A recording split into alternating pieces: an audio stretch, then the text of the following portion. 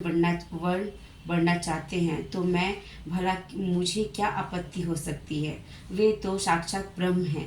हे ब्रह्म महर्षि, यह तो हर पिता की इच्छा होती है कि उसकी पुत्री सदा सुखी संपदा से युक्ति पति के घर की लक्ष्मी बने। पिता की स्थलकर्ता इसी में है कि पति के घर जाकर उसकी पुत्री पिता के घर से अधिक सुखी रहे। तुम्हारे पिता की स्वीकृति पाकर नारद जी विष्णु के पास गए और उनसे तुम्हारे विवाह के निश्चित होने का समाचार सुनाया। मगर इस विवाह से संबंध की बात जब तुम्हारे कान में पड़ी तो तुम्हारे दुख का ठिकाना न रहा।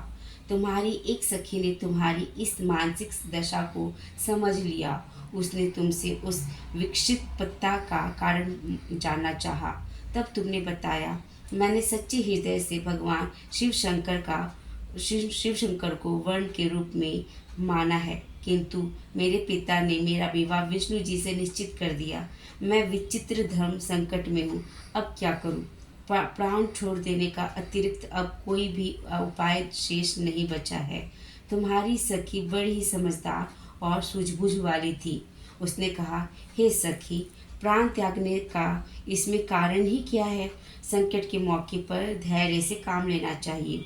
नारी के जीवन की सार्थकता इसी में है कि पति रूप में हृदय से जिसे एक बार स्वीकार कर लिया, जीवन परित्य उसी से निर्वाण करे।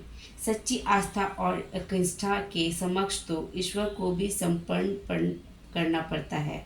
मैं तुम्हें घनघोर जंगल में ले चलती हूँ, जो साधना स्थल भी हो, और जहाँ तुम्हारे पिता तुम्हें खोज भी ना पाए, वहाँ तुम साधना में लीन हो जाना। मुझे विश्वास है कि ईश्वर अवश्य ही तुम्हारी सहायता करेंगे। तुमने ऐसा ही किया। तुम्हारे पिता तुम्हें घर पर ना पाकर बड़े दुखी तथा चिंतित हुए। वे सोचने लगे कि तुम जाने कहाँ चली गई। मैं विष्णु जी से मैं विवाह करने के प्रण कर चुका हूँ। यदि भगवान विष्णु बारात लेकर आ गए और कन्या घर पर ना हुई तो बड़ा अपमान होगा। मैं तो कहीं मुंह दिखाने के योग्य भी नहीं रहूँगा। यही सब सोचकर गिरिराज ने जोर शोर से तुम्हारी खोज शुरू करवा दी। इधर तुम्हारी खोज होती रही और उधर तुम अपनी सखी के साथ नदी के तट पर गुफा में मेरी आराधना में लीन थी।